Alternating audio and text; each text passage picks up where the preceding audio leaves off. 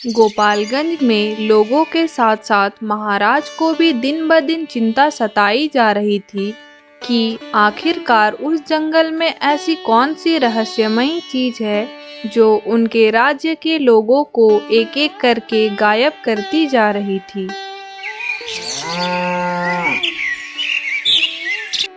अरे सुनीता, मेरी कुल्हाड़ी मुझे दिख नहीं रही, यहीं तो रखा था। अजी, वो कुल्हाड़ी तो मैंने भी नहीं देखा है। लो, अब रोज की तरह तुम मेरी कुल्हाड़ी छुपाओ और झूठ बोलो कि तुमने नहीं देखा। चलो, अब जल्दी से मेरी कुल्हाड़ी दे दो ताकि मैं मछलियाँ पकड़कर थोड़े लकड़ियाँ भी काट सकूं। क्या आपने सुना नहीं? इस गांव के जितने भी लोग जंगल जा रहे हैं वहां से कोई वापस नहीं लौट रहे। सब अफवाह वाली बातें हैं सुनीता, तुम्हें फिक्र करने की आवश्यकता नहीं है। और वैसे भी मैं इतने दिनों से जा ही तो रहा हूँ, मुझे कहाँ कुछ हुआ है। तभी रुपेश का दोस्त हरीश घर के बाहर से रुपेश को आवाज लगाता है। अरे यो रुपेश, आज मछलियाँ पकड़ने नहीं जाना क्या तुम्हें? रुपेश अपनी कुल्हाड़ी और जाल पकड़कर घर से बाहर आता है। अरे भाई, आज तो काफी वक्त हो गया है, पता नहीं आज मछलियाँ हमारे हाथ लगेंगी या नहीं। क्या बताऊं, सुनीता कुछ बेकार की बातें कर रही थी और उसकी फिजूल की बातें पता नहीं कब खत्म होगी। फिजूल की बातें? हाँ, वो बोल रही थी कि जंगल में जाने वाले लोग गायब होते जा रहे हैं। हाँ, वैसे तो मैंने भी सुना है, पर मुझे लगता है कि सब लोगों के द्वारा रची गई मनगढ़ंत कहानियां हैं। क्या पता वो मनगढ़ंत कहानी सच हो जाए। मुझे तो कभी कभी यह सोचकर काफी डर लगता है। क्या भाई, अब तुम भी तो मुझे मत डराओ। एक तुम ही तो हो जिसके सहारे मुझे यहाँ आने में हिम्मत मिलती है। लेकिन तुम्हें नहीं लगता कि अब हमें इस जंगल में आना बंद कर देना चाहिए? अरे, एक यही तो हमारी रोजी रोटी का सहारा है, वरना हम और कर भी क्या सकते हैं। हाँ, ये भी है। हम पढ़े लिखे भी तो नहीं हैं कि कुछ और काम करके दो चार पैसे कमा ले। चल छोड़, और सुनीता की बातों में आकर अब से डरना बंद कर। क्या बताऊँ हरीश, कभी कभी काफी डर लगता है कि अगर मुझे कुछ हो गया तो मेरे परिवार का क्या होगा। अरे रुपेश भाई, मेरे रहते हुए तुम्हें कुछ भी नहीं होगा। अब फटाफट तालाब की ओर चलो, फिर शाम भी तो हो जाएगी। हाँ, फिर घर भी तो जाना है। दोनों जंगल की ओर चलते चलते यह बात कर ही रहे थे, तभी उन्हें एक तांत्रिक गुफा की ओर जाते हुए दिखाई देता है। अरे भाई, ये तांत्रिक बाबा इस खतरनाक गुफा की ओर क्यों जा रहे हैं? अरे, हमें उससे क्या, उन्हें अपना काम करने दो, हम अपना काम करते हैं। हाँ, ये बात भी ठीक है। दोनों नाव में बैठकर मछलियां पकड़ने लगते हैं, पर हरीश का ध्यान कहीं और होता है। अरे भाई, कहाँ खो गए? ध्यान इधर लगाने की जगह कहाँ ध्यान है? कुछ नहीं रुपेश, वो तांत्रिक बाबा। क्या तांत्रिक बाबा? अरे, वो अपने किसी काम से आए होंगे। दोनों मछलियां पकड़कर घर जाते हैं। घर आते ही हरीश सोच में पड़ जाता है। जब सारे लोग उस जंगल में जाने से घबराते हैं, तो उस बाबा में इतनी हिम्मत कहाँ से आई? इतना निडर और साहस के साथ वो उस गुफा में क्यों जा रहे थे? मुझे इसका राज पता करना होगा। दूसरे दिन रुपेश की तबीयत अचानक खराब हो जाती है। तभी हरीश रुपेश का घर आता है। भाई, आज तो मेरी तबीयत कुछ ठीक नहीं लग रही। आज के लिए मछलियाँ पकड़ने नहीं जाते हैं। हाँ भाई, अब तो तुम आराम करो, मैं जाता हूँ। देखो हरीश, तुम्हारे लिए अकेले जंगल जाना सही नहीं होगा। हाँ भाई, मैं अकेला नहीं जाऊंगा उस जंगल में। यह बोलकर हरीश वहां से चला जाता है और रुपेश से झूठ बोलकर जंगल की ओर निकल पड़ता है। दूसरे दिन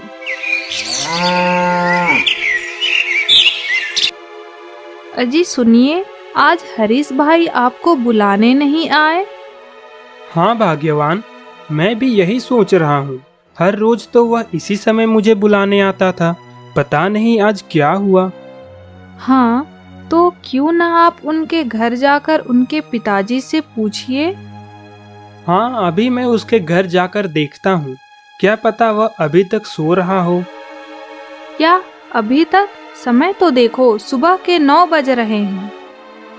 कहीं वो अकेला तो उस जंगल में नहीं चला गया? नहीं नहीं जी, आज तक तो आप दोनों साथ में ही जंगल गए हैं, तो अकेले कैसे? क्या पता भाग्यवान, वैसे भी उस तांत्रिक को देखकर वह मुझसे काफी सवाल कर रहा था। क्या? कौन सा तांत्रिक? कुछ नहीं भाग्यवान। आप कुछ तो मुझसे छुपा रहे हैं। वो कुछ दिन पहले हम दोनों जंगल गए थे ना, तो हमें एक तांत्रिक दिखाई दिया था। तो ना जाने हरीश उस तांत्रिक के बारे में जानने के लिए काफी बेचैन सा लग रहा था। क्या? फिर तो हरीश भाई जरूर उस जंगल में अकेले ही गए होंगे। चलिए अब जल्दी से जाकर आप उनके पिताजी से पूछिए। रुपेश तुरंत हरीश के घर जाता है और उसके पिताजी से पूछता है, चाचा जी, हरीश कहीं नजर नहीं आ रहा है? हाँ बेटा, वो अपने किसी दोस्त के यहाँ गया है। कौन सा दोस्त चाचा जी? पता नहीं बेटा, पर जल्द ही आ जाएगा, तुम फिक्र मत करो। यह कहते कहते हरीश के पिता के चेहरे पर मायूसी साफ झलक रही थी। रुपेश को पता चल जाता है कि उसके पिताजी रुपेश से कुछ तो छुपा रहे थे। ठीक है चाचा जी, हरीश आए तो उसे कहना रुपेश आया था। ठीक है बेटा, मैं बता दूंगा। रुपेश वहां से निकलता ही है कि तभी उसे हरीश की कुल्हाड़ी और जाल दोनों गायब नजर आती है।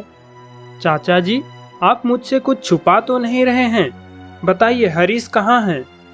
बेटा क्या बताऊं, उसने कहा था कि वह जंगल मछली पकड़ने जा रहा है, और दोबारा घर आकर उसने कहा कि तुम्हें यह बात ना बताए कि वह जंगल गया है, पर वह आज तक नहीं लौटा। रुपेश काफी डर जाता है और कहता है, आप चिंता मत कीजिए चाचा जी, मैं उसे जरूर वापस लाऊंगा। यह कहकर रुपेश वहां से महल की ओर चला जाता है। महाराज भीमसेन पास के मंदिर में नजर आते हैं। रुपेश जैसे ही महाराज से मिलने जाता है कि तभी मंत्री उससे कहता है, रुको, तुम अभी मंदिर नहीं जा सकते। क्यों? अरे मुझे महाराज से मिलने दो, मुझे उनसे कुछ जरूरी बातें करनी है। नहीं, अभी तुम नहीं मिल सकते हो। अगर तुम्हें उनसे मिलना है तो महल आकर ही मिल सकते हो। महाराज अभी भक्ति में लीन हैं। महाराज की भक्ति क्या उनकी प्रजा से ज्यादा महत्वपूर्ण है? अरे भाई, कहाँ ना जाओ, वरना बंदी बना लिए जाओगे। काफी विनती करने के बावजूद सेनापति उसे अंदर जाने की अनुमति नहीं देता है और रुपेश को बंदी बनाकर महल भेज दिया जाता है। मंत्री जी, किस बात पर इस व्यक्ति को बंदी बनाया गया है? मंत्री महाराज को सारी बातें बताता है। तभी रुपेश कहता है, क्या इस समस्या से महत्वपूर्ण आपकी भक्ति थी महाराज? फिर इस तरह की पूजा पाठ का क्या फायदा? महाराज यह सब सुनकर काफी क्रोधित हो जाते हैं। तुम्हारी इतनी हिम्मत कि अपने राज्य के महाराज से इस तरीके से बात करो? माफ कीजिएगा महाराज। ठीक है, अब अपनी परेशानी बताओ। रुपेश महाराज को सारी बातें बताता ही है कि मंत्री बीच में बोलता है, महाराज, गांव के लापता लोगों की संख्या तो दिन ब दिन बढ़ती जा रही है। इसका कुछ तो हल निकालना पड़ेगा। हाँ मंत्री जी, और हाँ, अब तुम जा सकते हो। मैं इस समस्या का हल करने की कोशिश करता हूँ। रुपेश के घर आते ही उसकी पत्नी उससे पूछती है, क्या बात है जी, आप काफी परेशान नजर आ रहे हैं। रुपेश बात छुपाते हुए कहता है, कुछ नहीं सुनीता, बस हरीश की चिंता सता रही है। हाँ, पर क्या उनके पिताजी ने कुछ नहीं बताया? उन्होंने बताया कि मेरे मना करने के बावजूद भी वह अकेला जंगल चला गया और अब तक वापस नहीं लौटा। क्या? हाँ, मैं महाराज के पास भी गया था। रुपेश सुनीता को सारी बातें बताता है। तभी सुनीता कहती है, आप फिक्र मत कीजिए, हनुमान जी हमारे साथ है ना। क्या भगवान, क्या हनुमान जी, इतनी भक्ति और आस्था के बावजूद अगर भगवान होते तो अब तक हमारी मदद नहीं करते। जी ऐसे तो मत बोलिए, सब ठीक हो जाएगा। रात को रुपेश की नींद अचानक से खुलती है। क्या ये सच था? नहीं नहीं, यह सच नहीं हो सकता। क्या हुआ जी, क्या सच नहीं हो सकता?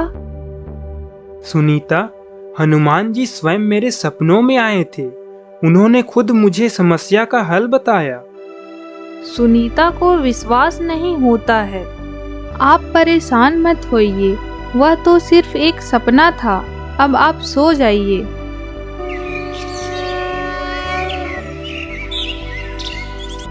सुबह होते ही रुपेश किसी को बिना कुछ बताए जंगल की ओर निकल जाता है। वहाँ एक बंदर उसका पीछा करते हुए आता है। क्या चाहिए भाई अब तुम्हें? तुम यहाँ से चले जाओ, पहले से ही मैं काफी परेशान हूँ। बंदर वहाँ से चला जाता है। जैसे ही रुपेश आगे बढ़ता है, अचानक से वह जाल में फंस जाता है। हे मारुति नंदन, कृपया मेरी मदद करें।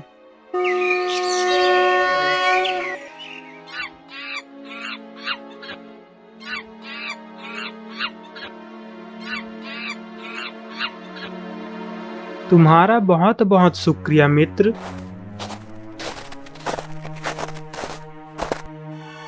क्या? यह सब क्या है? इस तांत्रिक ने इतने सारे लोगों को कैद कर रखा है। आखिर ये इन सब का करने क्या वाला है? बस 2 और इंसान मुझे मिल जाएं, फिर मेरे देवता को पूर्णिमा की रात में एक साथ 12 बलि चढ़ाऊंगा। यह सुनकर रुपेश डर जाता है। रुपेश और अंदर जाने वाला होता ही है कि तभी बंदर रुपेश को पकड़ लेता है। ये मेरा कपड़ा क्यों खींच रहा है? जरूर यह मुझे कुछ बताना चाहता है। अच्छा, अब समझा। अगर इस तांत्रिक ने मुझे पकड़ लिया तो सिर्फ इसे एक इंसान की जरूरत होगी। रुपेश फौरन अपने घर आता है।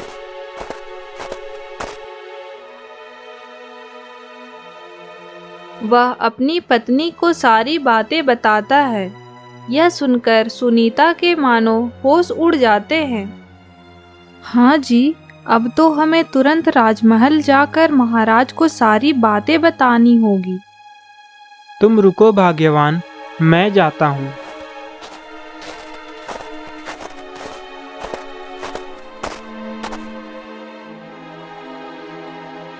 रुपेश महल पहुँचते ही महाराज को सारी बातें बताता है। क्या? यह क्या बकवास कर रहे हो रुपेश? महाराज, मैं सच कह रहा हूँ। मंत्री जी, मुझे अपनी प्रजा के लिए वहां जाना ही होगा। नहीं नहीं महाराज, आपके बिना यह राज्य कैसे चलेगा? तो हम क्या करें मंत्री जी?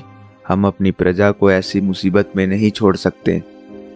महाराज, क्यों ना हम एक बार बाबा तपस्वीनाथ से मिले? तीनों बाबा तपस्वीनाथ के पास मिलने जाते हैं। महाराज भीमसेन बाबा तपस्वीनाथ से सारी बातें बताते हैं। यह बिल्कुल सत्य है महाराज। अगर तांत्रिक अपने कार्य में सफल हो गया तो वह अमर हो जाएगा। बाबा, उसकी तपस्या भंग करने का कोई तो रास्ता होगा। उसकी तपस्या पूर्णिमा की रात में भंग करना होगा और उसके विपक्ष में युद्ध करना आसान नहीं होगा। फिर उसका कोई तो हल होगा मुनिवर। बाबा तपस्वी नाथ उन्हें एक जादुई धनुष भेंट करते हैं। यह धनुष कोई आम धनुष नहीं है, यह एक शक्तिशाली धनुष है। इस धनुष को आपके अलावे सिर्फ एक वीर धनुधारी ही चला सकता है। तभी पास में खड़ा मंत्री सोचने लगता है। मतलब अगर मैं इस धनुष की जगह नकली धनुष रख दिया तो महाराज की हार तो निश्चित है और मैं इस राज्य का राजा बन जाऊंगा। तीनों वहां से चले जाते हैं। तभी रात होते ही मंत्री महाराज का वह धनुष बदल देता है और उसी की तरह बनावटी धनुष रख देता है। अब मजा आएगा। अब देखता हूँ महाराज उस तांत्रिक से विजय कैसे प्राप्त करते हैं। राजा बनावटी धनुष लेकर जंगल की ओर निकल पड़ते हैं। राजा जैसे ही गुफा के अंदर जाते हैं वह देखते हैं कि कितने बुरी तरह से मेरी प्रजा को इस तांत्रिक ने बंदी बना कर रखा है। तुम लोग फिक्र मत करो, मैं तुम्हें बचाने आया हूँ। आज इस तांत्रिक का आखिरी दिन होगा। इतनी भी क्या जल्दी है राजा भीमसेन? राजा जैसे ही तीर चलाते हैं धनुष क्षण भर में टूट जाती है। राजा समझ जाते हैं कि मंत्री ने उनके साथ छल किया है। तांत्रिक महाराज को भी बंदी बना लेता है। तुम अपने कार्य में कभी सफल नहीं हो सकते हो। कोई तो वीर धनुर्धारी जरूर आएगा जो तुम्हारी तपस्या को भंग कर देगा। अरे महाराज, ऐसे कैसे कोई धनुर्धारी आएगा? उस धनुष को तो मैंने छिपा दिया है। राजा मंत्री को देखकर अचंभित रह जाते हैं। तुम? क्यों, पहचाना नहीं महाराज? बस आज की रात फिर मैं बनूंगा इस राज्य का राजा। और मैं हो जाऊंगा अमर, हमेशा हमेशा के लिए।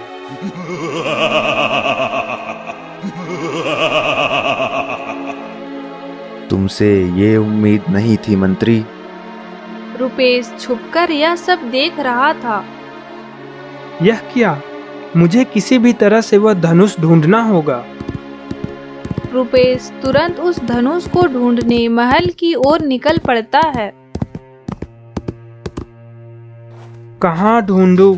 पता नहीं उस मंत्री ने वह धनुष कहाँ रखा होगा। तभी अचानक से रुपेश को वह धनुष मिल जाता है। वह बड़ी मुश्किल से उस धनुष को लेकर गुफा की ओर निकलता है। अच्छा, तो तू आ ही गया। अब तो मेरे पास दो विकल्प हैं। या तो 12 लोगों की बलि चढ़ाकर महाराज को छोड़ दूं, या फिर महाराज की बलि चढ़ाकर 12 लोगों को छोड़ दूं। तभी हरीश कहता है, नहीं, हम 12 लोगों की बलि चढ़ाकर महाराज को छोड़ दो। नहीं नहीं नहीं, राजा की बलि चढ़ा दो और सबको छोड़ दो। अच्छा, तो इसमें मेरा क्या फायदा मंत्री? जैसे कि मैंने तुम्हें कहा था, तुम्हें राज्य का मंत्री घोषित कर दूंगा। अच्छा, इतना शक्तिशाली होने के बावजूद तुम्हें क्या लगता है मैं मंत्री का पद लूंगा? मंत्री घबराते हुए कहता है, फिर क्या चाहिए तुम्हें? चलो, राज्य के कोषाध्यक्ष में से आधे खजाने तुम्हें दे दूंगा। मुझे इस राज्य का राजा बनना है और तुम्हारी बलि भी इन सब के साथ चढ़ेगी।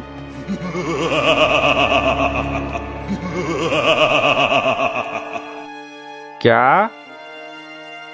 तभी मंत्री को भी सभी लोगों की तरह बंदी बना लिया जाता है। जैसे ही हरीश तांत्रिक का ध्यान भटकाता है, रुपेश धीरे से वह जादुई धनुष उठाता है और धनुष चलाने वाला होता ही है कि तांत्रिक अपनी शक्ति से रुपेश को घायल कर देता है। हे भगवान, लगता है इस पूर्णिमा की रात इस राज्य का आखिरी रात होगा। नहीं नहीं महाराज, मेरे पवन पुत्र हनुमान जी मेरे साथ हैं, ऐसा कुछ नहीं होगा। तभी रुपेश का नया मित्र वहां आता है। क्या यही है क्या तुम्हारे हनुमान जी? है बंदर, चल हट, वरना तुम्हारी बलि भी इन सब के साथ चढ़ा दूंगा। तभी रंग बिरंगी किरणों के साथ हनुमान जी अपना रूप धारण करते हैं। सभी की आंखें फटी की फटी रह जाती है। क्या मैं ये सपना तो नहीं देख रहा? नहीं नहीं, ये सच नहीं हो सकता। यह सच है महाराज, स्वयं मारुति नंदन हमारी मदद करने अपने अवतार में आए हैं। धन्य हो प्रभु आपका। इस तरह से स्वयं हनुमान जी सारे लोगों को बचा लेते हैं। मुझे क्षमा कीजिए महाराज, इस राज्य की गद्दी की लोभ में न जाने क्या क्या कर दिया। क्षमा? एक राज्य का मंत्री होकर आपने सिर्फ एक राजा से छल नहीं किया। आज अगर रुपेश ना होता तो पूरा राज्य शमशान बन चुका होता। नहीं नहीं महाराज, आज अगर हनुमान जी हमारे साथ नहीं होते तो यह सब कुछ असंभव था। तुम सही कह रहे हो रुपेश, आज से तुम्हें इस राज्य का मंत्री घोषित किया जाता है। पर महाराज, मंत्री का पद उसे ही मिलना चाहिए जो इसके हकदार है। पर इतनी बड़ी मुसीबत से तुमने पूरे राज्य को बचाया है। मुझे क्षमा कर दीजिए महाराज, परंतु मुझे लगता है मंत्री जी को एक और मौका देना चाहिए। पता नहीं रुपेश, मैं तुम्हारा शुक्रिया कैसे अदा करूं? नहीं नहीं मंत्री जी, शुक्रिया कैसी, बस राज्य और प्रजा की सेवा अच्छे से हो जाए, इससे बढ़कर और क्या हो सकती है। शुक्रिया महाराज, मुझे एक और मौका देने के लिए। नहीं नहीं मंत्री जी, अब जो हुआ उसे भूल जाइए। राजा मंत्री को माफ कर देते हैं और उस दिन से राज्य का नाम गोपालगंज से हनुमानगढ़ रख दिया गया। गंगापुर गांव में गगन अपनी पत्नी गोपी के साथ रहता था। काफी वक्त हो चला है, दूध भी लाना है और आइसक्रीम भी बनाना है। थोड़ी देर और रुका तो सारा दूध कोई और न खरीद ले। यह सोचते ही गगन अपना बर्तन उठाकर दूध लेने रुपेश दूध वाला के पास पहुंच जाता है। चलो अब जल्दी से घर जाता हूँ, फिर आइसक्रीम भी बनाना पड़ेगा। गगन घर आते ही आइसक्रीम बनाने में जुट जाता है। वह घरेलू तरीके से शुद्ध और बेहद स्वादिष्ट आइसक्रीम बनाता है और बिना कुछ अधिक मुनाफे में बाजार में बेच आता है। चलो आइसक्रीम तो बन गए, अब इसे ठंडा होने के लिए रख देता हूँ, फिर थोड़ी देर बाद बेचने भी लेकर जाना है। तभी गगन की पत्नी गोपी उससे कहती है, आज तो बाकी दिनों से 50 आइसक्रीम ज्यादा बने हैं। ऐसे ही थोड़े बहुत और मुनाफे हुए तो हम और अधिक आइसक्रीम बनाएंगे। अरे भाग्यवान, तुम चिंता मत करो, बस सब्र रखो ना, जल्द ही हमारे पास भी खुद का मकान होगा। हाँ हाँ, पता नहीं वो दिन आएंगे भी या नहीं, या इसी गरीबी में हमें अपना दिन गुजारना पड़ेगा। नहीं नहीं गोपी, बस भगवान पे भरोसा रखो। अच्छा वो सब छोड़ो, चलो मुझे खाना दे दो, भोजन करके मैं बाजार की ओर निकलता हूँ। गगन भोजन करके अपना आइसक्रीम का ठेला लेकर बाजार की ओर निकल पड़ता है। लोगों को गगन का आइसक्रीम का ठेला देखते देर न लगती, बस बच्चों के साथ साथ बड़े बूढ़े भी आइसक्रीम को खूब पसंद करते। चलो आइसक्रीम तो मैं ले आया, बस अब जल्दी से ग्राहक आ जाए। देखते ही देखते गगन का सारा आइसक्रीम खत्म हो जाता है, और खत्म भी क्यों ना हो, इतने शुद्ध और स्वादिष्ट जो होते हैं। वाह, 50 आइसक्रीम अधिक बने थे, वो भी बिक गए। कल और 50 आइसक्रीम अधिक बनाऊंगा।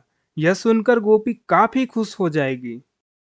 गगन आइसक्रीम बेचकर घर वापस आता है। दूसरे दिन नीरज शहर से अपनी पढ़ाई पूरी कर वापस अपने गांव आता है। नीरज और गगन बचपन के काफी अच्छे मित्र थे। अरे नीरज, आओ भाई, काफी दिनों बाद। हाँ भाई, अब तो यहीं रहना है, अपने गांव में। क्यों, अब तुझे वापस नहीं जाना? अरे अरे, अभी तो शहर से गांव आया हूँ और तू इतनी जल्दी वापस भेजने की बात कर रहा है। अरे नहीं नहीं भाई, मैं तो बोलता हूँ कि तू यहीं रुक जा। अरे बिल्कुल भाई, बस अब यहीं रहना है, क्योंकि मेरी पढ़ाई जो पूरी हो चुकी है। अच्छा, पढ़ाई पूरी हो गई? दोनों हंसी मजाक करते ही हैं कि गोपी वहां आ जाती है और बोलती है, अजी क्या आप भी, इतने दिनों के बाद तो नीरज हमारे घर आया है, कुछ खाने पीने तो दीजिए उसे। हाँ हाँ, मैं तो बातों बातों में भूल ही गया था। अरे बातें तो होती रहेगी, लीजिए आप लोग दोनों कुछ खा लीजिए। दोनों भोजन करने लगते हैं। पेड़ के नीचे बैठकर दोनों आपस में बात करने लगते हैं। वैसे गगन भाई, तुम्हारा काम कैसे चल रहा है? तुम्हारे आइसक्रीम के बारे में तो पूरे गांव में चर्चा है भाई। हाँ, बस अच्छा ही चल रहा है। थोड़े बहुत पैसे बचते हैं, बाकी तो सामान खरीदने में ही खर्च हो जाते हैं। तभी नीरज मजाक करते हुए बोलता है, अरे तू चिंता मत कर भाई, तू अधिक भी कमाता होगा तो मैं कौन सा तेरी कमाई मांग रहा हूँ। अरे, तुझसे क्या छुपाना भाई। अच्छा, तो इसका कुछ हल क्यों नहीं निकालते? क्या हल निकालूं? बस लोगों का प्यार और 2-4 पैसे बच जाते हैं, वही काफी है। लोगों के प्यार की वजह से किसी दिन तुम्हारे परिवार का पेट भरना मुश्किल ना हो जाए। अच्छा, वो सब छोड़ो, तुम आइसक्रीम बनाते हो ना? हाँ तो? अरे भाई, तुम आइसक्रीम बनाते हो ना, तो दिक्कत वो नहीं है, तुम कैसे बनाते हो, दिक्कत वो है। तभी नीरज अपना आइडिया गगन को बताता है। देखो, तुम्हारा आइसक्रीम पूरे गांव वाले पसंद करते हैं, तो क्यों ना तुम शहरी तरीके से केमिकल्स का प्रयोग करके कम लागत में अधिक मुनाफे कमाओ, फिर देखो पैसा ही पैसा। यह सुनते ही गगन कठोर आवाज में नीरज से कहता है, यह तुम कैसी बातें कर रहे हो नीरज? तुम जानते हो ना, इससे लोगों की सेहत पर कितना बुरा प्रभाव पड़ेगा, और यह केमिकल लोगों के लिए कितना खतरनाक हो सकता है, तुम्हें पता भी है?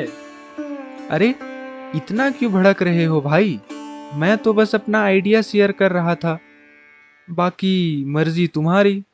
गगन बिना और कुछ बोले वहां से उठकर अपने घर चला जाता है और गोपी से सारी बातें बताता है।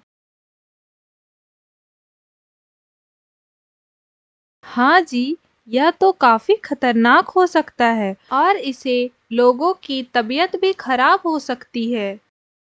हाँ, और इतने लोग जो मुझ पर भरोसा करते हैं, उनका मुझसे भरोसा उठ जाएगा, और मैं यह नहीं चाहता कि मेरी वजह से किसी का नुकसान हो। दूसरे दिन नीरज फिर से गगन से मिलता है। अरे गगन, मैं सोच रहा था कि मैं गगन पिछली बातों को भूलकर बोलता है, क्या सोच रहे हो नीरज? मुझे भी तो बताओ। अरे कुछ नहीं भाई, मैं तो भूल ही गया था कि मुझे जमींदार के पास भी जाना है। अरे चलो, मैं भी चलता हूँ। तभी नीरज हिचकिचाते हुए कहता है, अरे अरे, क्यों? तुम परेशान मत हो। वो तो काफी दिनों से उनसे मुलाकात नहीं हुई है, बस यूं ही मिलने जा रहा था। जमींदार के पास कुछ खास काम है क्या? अरे नहीं नहीं भाई, बस मैं सोच रहा था कि पढ़ाई पूरी करके गांव वापस आ गया हूँ, तो अपनी पढ़ाई का कुछ सही इस्तेमाल करता हूँ। हाँ हाँ भाई, जरूर। तुम्हारी वजह से लोगों की भलाई हो तो। इतना बोलते ही नीरज गुस्से में बोलता है, अरे छोड़ो ये भलाई, मैं क्या यहाँ समाज सेवा करने के लिए बैठा हूँ? तुम करो लोगों की भलाई, मुझे ज्ञान मत दो, समझे? तुम गुस्सा मत हो यार, मैं तो बस। हाँ हाँ, चलो मुझे अपना काम करने दो। तुम जाओ अपना आइसक्रीम बनाने, कहीं कोई और आइसक्रीम बनाने वाला इस बाजार में ना आ जाए। गगन को नीरज की नीयत में खोट साफ झलक रहा था। गगन बिना और कुछ कहे वहां से चला जाता है। नीरज अपना आइडिया लेकर जमींदार के पास जाता है और अपना सारा आइडिया उसे बताता है।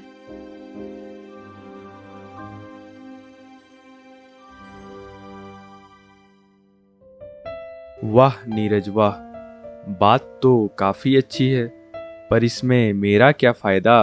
अरे जमींदार साहब, फायदा ही फायदा। कमाई का 30% हिस्सा आपका।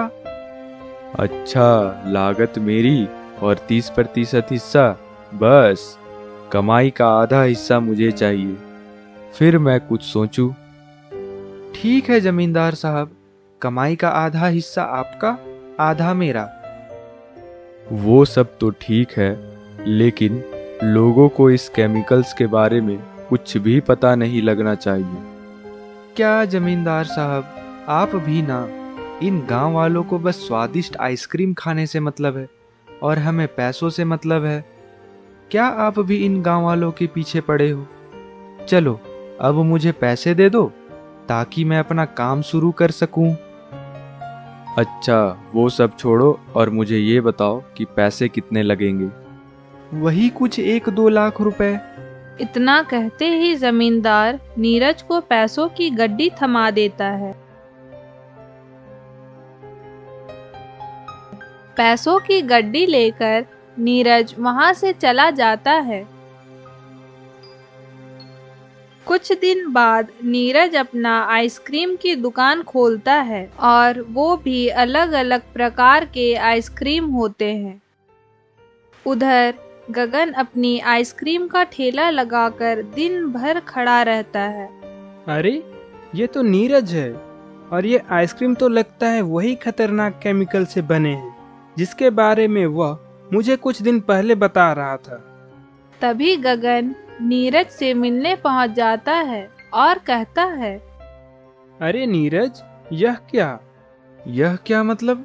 देख नहीं रहे हो, आइसक्रीम है। तुम कहो तो एक आइसक्रीम तुम्हें भी दूं? जरा स्वाद चखो, काफी स्वादिष्ट है। अरे चिंता मत करो, तुम्हारे लिए बिल्कुल फ्री है। नहीं नहीं भाई, लेकिन ये तुम सही नहीं कर रहे हो। अरे जाओ जाओ, कहाँ कहाँ से आ जाते हैं लोग परेशान करने। गगन वहां से चला जाता है और शाम होते ही नीरज की सारी आइसक्रीम खत्म हो जाती है और वहीं दूसरी तरफ गगन के बहुत से आइसक्रीम बच जाते हैं। गगन दुखी होकर वापस अपने घर जाता है। क्यों जी, इतना उदास क्यों है? कुछ नहीं गोपी, बस आइसक्रीम की बिक्री कम हो गई आज। तो क्या हुआ, कल बिक जाएंगे। गगन गोपी को सारी बातें बताता है।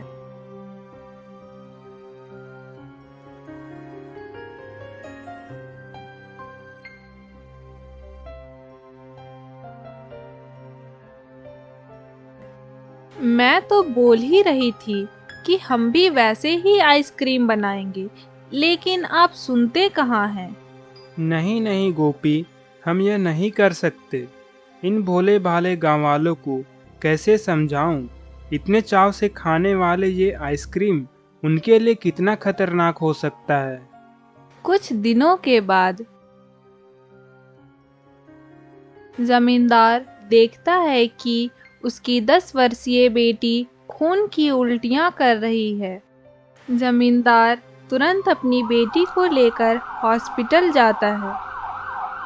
कुछ देर बाद डॉक्टर बाहर आते हैं। क्या हुआ डॉक्टर साहब, मेरी बेटी कैसी है? वो ठीक तो हो जाएगी ना? अभी तो वह ठीक है, लेकिन आगे से ध्यान रहे कि उसे आइसक्रीम ना खाने दिया जाए। अधिक आइसक्रीम खाने की वजह से उसे खून की उल्टियां होने लगी, क्योंकि वह आइसक्रीम खतरनाक केमिकल से बने थे। मेरी ही गलती है जो उस नीरज को गांव में आइसक्रीम बनाने के लिए पैसे देने गया। कुछ दिनों के बाद जमींदार को गिरफ्तार करने पुलिस आती है। अरे जमींदार साहब, हम आपको गिरफ्तार करने आए हैं भाई। कंप्लेंट? ये कौन कर सकता है और किस बात की गिरफ्तारी? वो सब आपको थाने जाकर खुद पता चल जाएगा जमींदार साहब। बहुत शौक है ना आइसक्रीम बनाने को। हाँ, पर ये कंप्लेंट किया किसने? किसने मतलब? अरे भाई, पूरे गांव वालों ने आपके खिलाफ कंप्लेंट दर्ज कराई है। पुलिस जमींदार को गिरफ्तार करके थाने ले जाती है। तभी वहां जमींदार की पत्नी आती है। अरे भाग्यवान तुम! हाँ, आपकी वजह से ही मेरी बेटी और गांव वालों का यह हाल हुआ है। जमींदार साहब, अब जेल में बैठकर खूब आइसक्रीम बनाओ भाई। यह सब हो ही रहा था कि गगन पुलिस वाले और गांव वालों से कहता है, साहब, मैं अपना कंप्लेंट वापस लेने आया हूँ और मैं आप लोगों से भी विनती करता हूँ कि आप लोग नीरज और जमींदार साहब को एक आखिरी मौका दीजिए। सभी लोग गगन की बात मानकर अपना अपना कंप्लेंट वापस लेते हैं। तुम्हारा बहुत बहुत धन्यवाद गगन। पैसों की लालच ने हमें अंधा कर दिया था। नहीं नहीं जमींदार साहब, जो हुआ उसे भूल जाइए। और वैसे भी यह तो मेरा बचपन का मित्र है, ऐसे कैसे मैं इसे परेशानी में देख सकता हूँ। नीरज ईमानदारी से अपना आइसक्रीम का काम करने लगता है।